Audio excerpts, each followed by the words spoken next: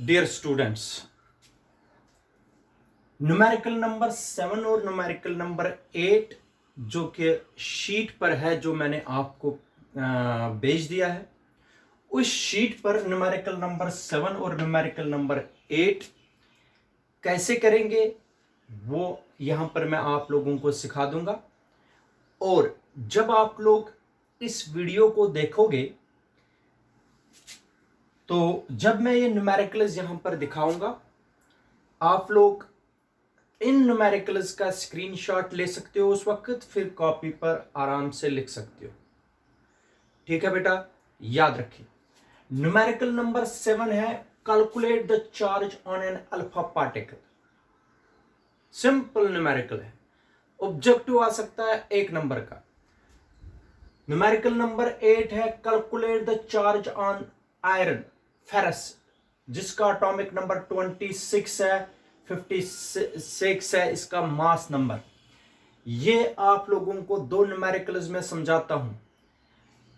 फिर पेपर में मैंने यहां पर आयरन दिया है, आप लोगों को कोई भी न्यूक्लियस, कोई भी एलिमेंट यहां पर दिया गया होगा, आप लोगों को निकालना है। ठीक है बेटा, एक एक करके मैं कराता हूं। ये न्यूमेरिकल 7 का सॉल्यूशन करेंगे हम पहले।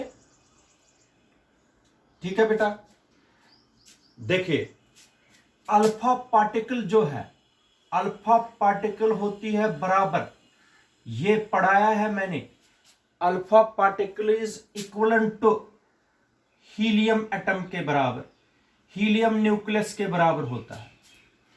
हीलियम न्यूक्लियस के बराबर होता है कौन? Alpha particle.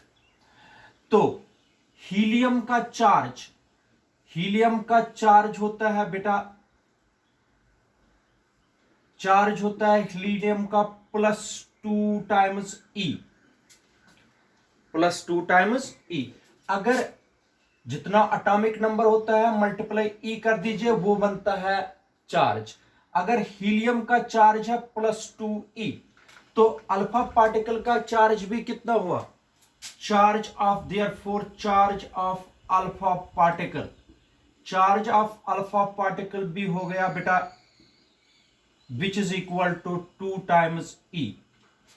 ठीक है, तो अगर 2 टाइम्स ई है, ई का वैल्यू होता है, कल मैंने बता दिया आप लोगों को, ई का वैल्यू 1.6 इंटू 10⁻⁻19 कूलम। तो चार्ज ऑफ अल्फा पार्टिकल बन गया 3.2 इंटू 10⁻⁻19 कूलम। ठीक है बेटा, ये आ गया अल्फा पार्टिकल का चार्ज, ये है आपका आंसर। ठीक है, now solution of numerical number 8। किसका चार्ज निकालना है हमें? आयरन का चार्ज निकालना है। ठीक है, 26 है एटॉमिक नंबर, मास नंबर है 56।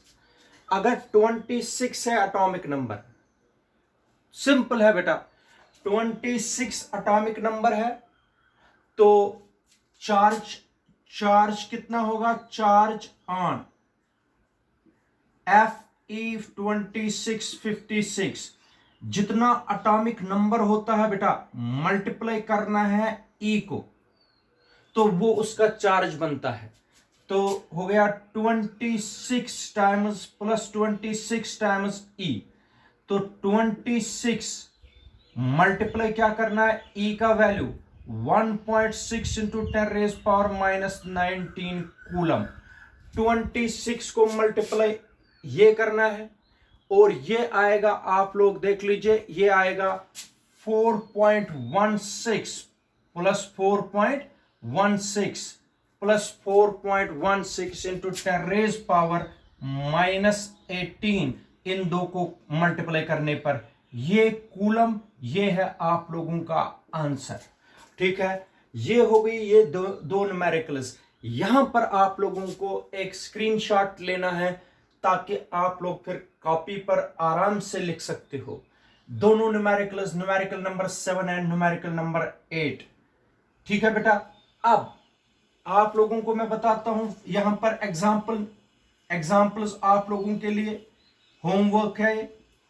आप लोग कर सकते हो, निकाल दीजिए ऑक्सीजन में ऑक्सीजन का चार्ज कितना होगा, ठीक है, ऑक्सीजन न्यूक्लियस का चार्ज कितना होगा। फिर आप लोग निकाल सकते हो नाइट्रोजन का चार्ज निकाल सकते हो। तो ये आप लोगों के लिए होमवर्क है, ऑक्सीजन का चार्ज निकाल दीजिए, नाइट्रोजन का चार्ज निकाल दीजिए, ठीक है बेटा। ये आ गए दो न्यूमेरिकल्स और। तो अब जो न्यूमेरिकल हम करने जा रहे हैं ये नीट JEE के लिए बड़ी इंपॉर्टेंट है, ये बहुत ही इंपॉर्टेंट है। एक मैं आप लोगों को सिखाता हूं, एक आप लोगों को खुद करना है। वेरी इंपॉर्टेंट न्यूमेरिकल है ये very important numerical NEET JEE के लिए और CBSE के लिए और स्टेट बोर्ड के लिए, ये हर किसी के लिए इंपॉर्टेंट है, ठीक है बेटा, हर किसी के लिए ये इंपॉर्टेंट न्यूमेरिकल है। न्यूमेरिकल है हाउ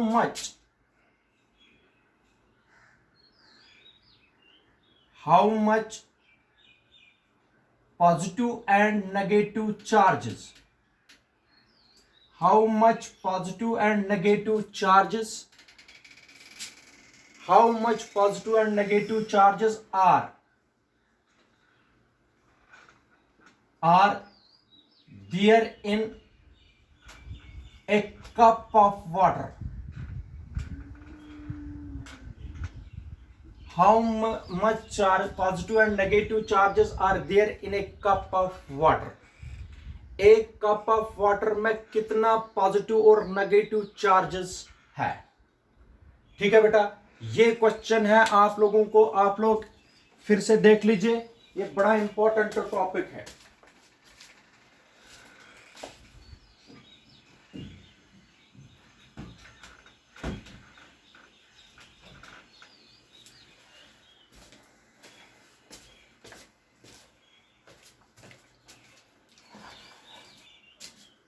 देखिए बेटा, मान लीजिए ये एक कप ऑफ वाटर है, this is a cup of water, this is a cup and it contains water, ठीक है बेटा। हम क्या करेंगे, हम ये कप है जिसमें पानी भरा है, हम सपोज करेंगे कि इसमें 250 cc क्यूबिक सेंटीमीटर वाटर है। आप लोगों को बताना है अगर इसमें 250 cc वाटर है, आप लोगों को बताना है इसमें कितने पॉजिटिव और नेगेटिव चार्जेस हैं। जितने पॉजिटिव चार्जेस होंगे उतने ही नेगेटिव चार्जेस भी होंगे। वेरी इंपॉर्टेंट न्यूमेरिकल है, याद रखना। How much positive and negative charges are there in a cup of water, ठीक है बेटा, ध्यान से सुनिए। सपोज, याद रखना बेटा, सपोज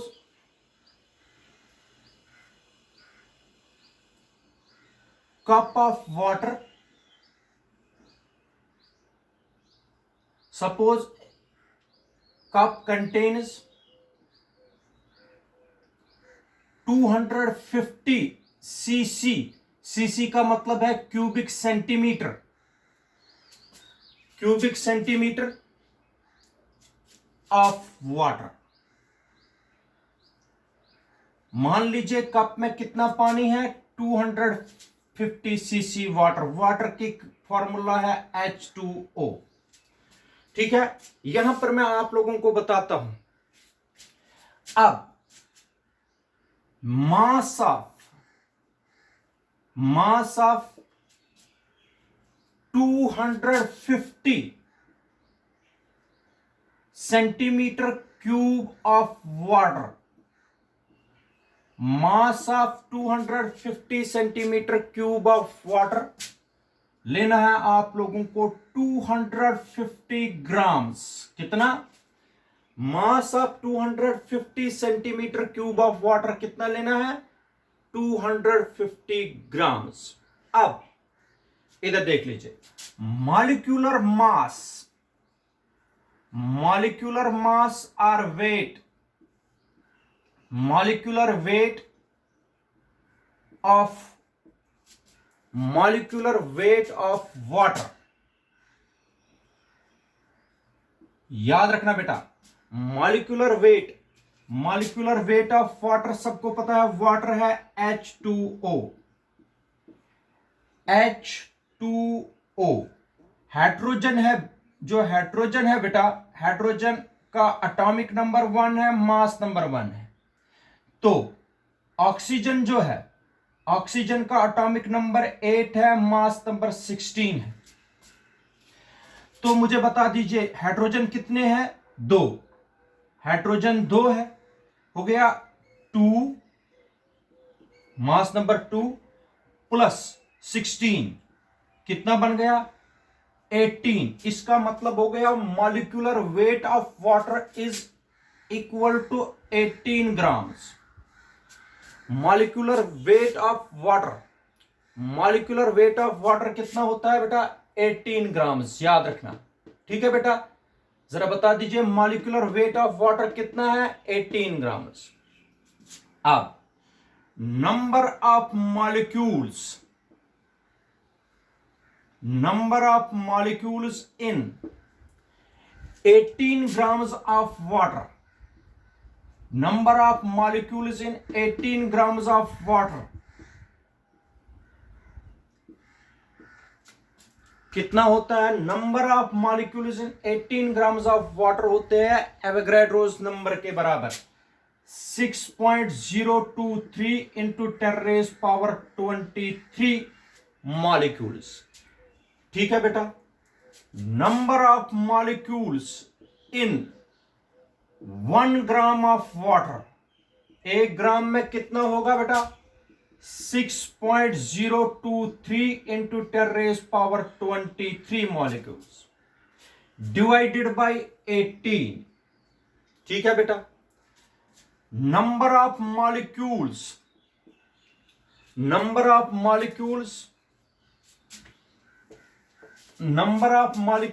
इन 250 grams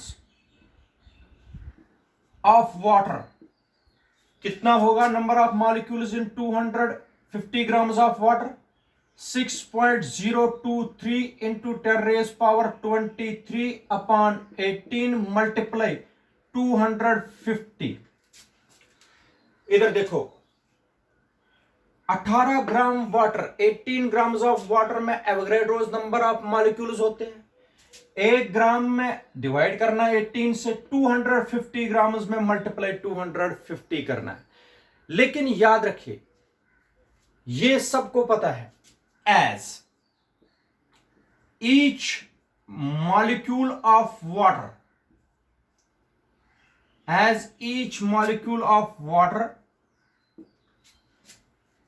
सबको पता है as each molecule of water क्या है बेटा? H2O contains, as each molecule of water contains, इधर देख लीजिए, मैं फिर से बताता हूं, H2O,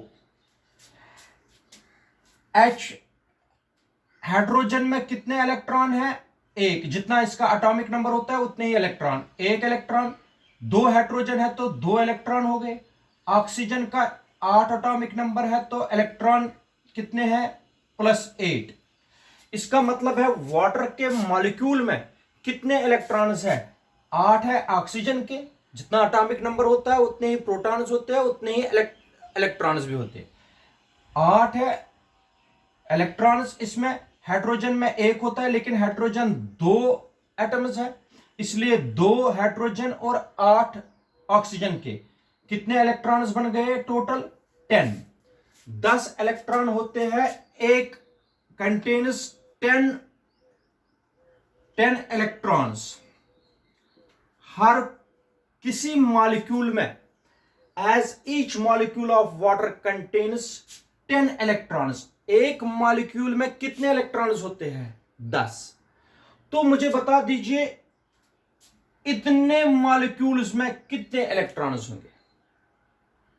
therefore total number of electrons, therefore total number of electrons in 250 grams of water, पूरे 250 ग्राम्स ऑफ वाटर में कितने इलेक्ट्रॉन्स होंगे? Is n is equal to, एक में कितने हैं? 10।